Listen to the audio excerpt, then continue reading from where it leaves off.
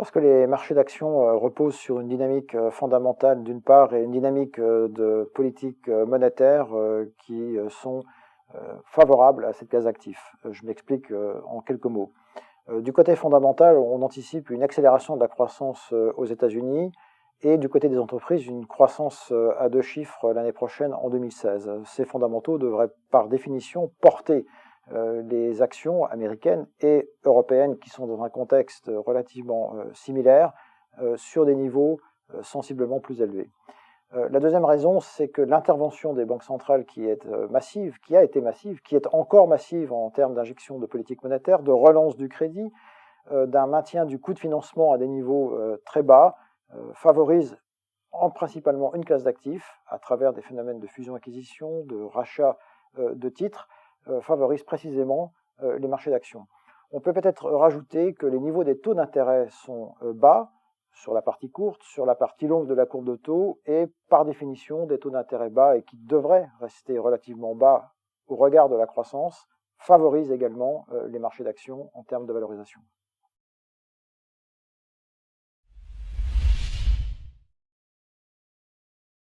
Permanent, non, on sait qu'un excès, malheureusement, prend tôt ou tard fin.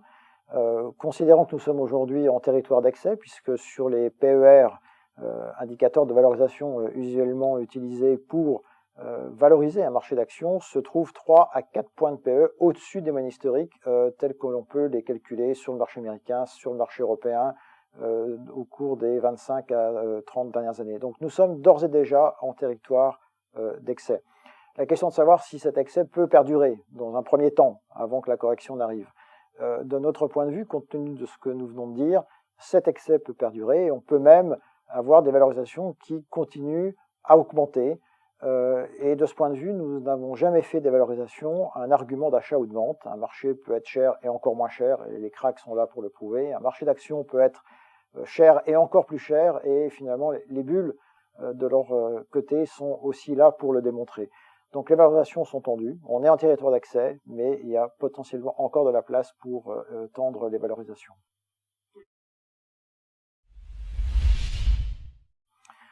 Bulle, on n'y est pas encore, on est en territoire d'accès, on est finalement revenu au niveau des valorisations de 1997-98, c'est-à-dire finalement au début de la bulle des années 90, de la bulle Internet. Donc on n'est pas encore probablement dans des niveaux de bulle.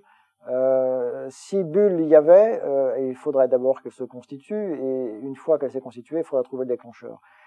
Les déclencheurs qu'on peut évoquer aujourd'hui pour une potentielle bulle qui éclaterait dans plusieurs années sont évidemment relativement à la fois nombreux et difficiles à cerner.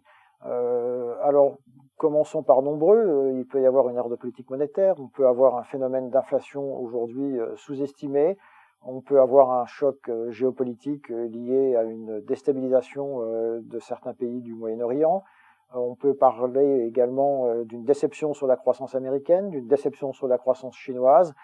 Tout ça, c'est autant de phénomènes qui peuvent constituer à un moment donné un déclencheur de correction sur les marchés, qui plus est quand on est dans un phénomène de bulle.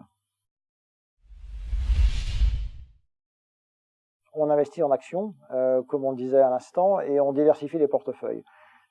Diversifier les portefeuilles, ça veut dire trouver des actifs qui sont finalement relativement décorrélés les uns des autres pour permettre au portefeuille à la fois de profiter des hausses de marché quand elles ont lieu, notamment dans les marchés d'actions, ce qui veut dire qu'on surpondère les actions, et de l'autre côté, on essaye de protéger le portefeuille en cas de choc, notamment inattendu, qui pourrait péjorer de façon substantielle cette performance. Et le meilleur actif que nous pouvons trouver aujourd'hui reste quand même les obligations d'État américaines, voire les obligations d'État allemandes. Donc la diversification reste clé, c'est un leitmotiv pour la finance moderne depuis plusieurs décennies. Dans la pratique, ça doit rester un leitmotiv de protection des portefeuilles, tout en surpondérant donc les actions, notamment les actions développées, beaucoup moins volatiles, en tout cas jusqu'à ce jour, que les actions des pays émergents. Supposons que nous sommes face à un investisseur moyen, c'est-à-dire qui veut prendre des risques mais de façon mesurée. On va appeler ça un investisseur diversifié, équilibré. Ça veut probablement dire une pondération de légère surpondération des actions, traduiseront en pourcentage peut-être entre 50 et 55% investis en actions.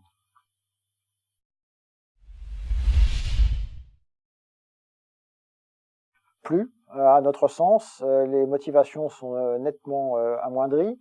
La raison qui poussait à favoriser les actions européennes par rapport aux actions américaines, c'était bien sûr la décote des actions européennes. Depuis le mois d'octobre 2014, les actions européennes ont sensiblement monté, pratiquement 40% de hausse, en incluant la baisse récente. Eh bien, dans ce phénomène de hausse, la décote des marchés européens s'est transformée en prime pour les marchés européens, ce qui fait que d'un point de vue valorisation, qui était l'indicateur d'arbitrage utilisé pour privilégier les actions européennes, aujourd'hui cet indicateur nous donne un signal beaucoup plus neutre au regard des actions européennes.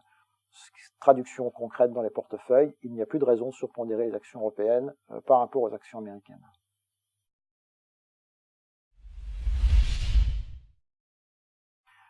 Le risque principal à court terme, on va parler cette fois-ci des prochains mois, on en voit encore une fois plusieurs malheureusement, ce qui veut dire que l'environnement reste éminemment instable et doté d'une visibilité relativement pauvre.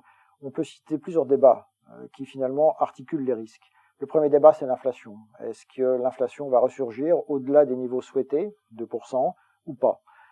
Si l'inflation surgit au-delà de 2% de façon durable, ça peut déclencher effectivement une correction dans le marché obligataire et par voie de conséquence dans le marché action également. Premier défaut. Deuxième défaut, c'est une erreur de politique monétaire. Imaginons que la Réserve fédérale augmente ses taux d'intérêt trop fort, trop vite, ou qu'elle communique mal sur cette hausse de taux prochaine à venir, selon nous, en septembre. Là aussi, ça peut déclencher un phénomène de correction sur le marché d'actions. Troisième risque que l'on peut citer, c'est une déception sur la croissance américaine, qui est censée redémarrer très prochainement et converger vers une croissance de 2,5%. Si d'aventure ces 2,5% se transformaient en une croissance beaucoup plus faible parce que la consommation ne serait pas au rendez-vous, considérons que là aussi les marchés actions seraient fortement déçus et ça déclencherait probablement une correction. On peut citer la Chine également parmi les risques. Les actions chinoises notamment sont en surchauffe et cette surchauffe peut appeler une correction qui peut se répercuter aussi sur les marchés développés. Voilà au moins 4 risques que je peux citer. Il y en a probablement d'autres. Il y a énormément de débats, énormément d'incertitudes, beaucoup d'instabilité.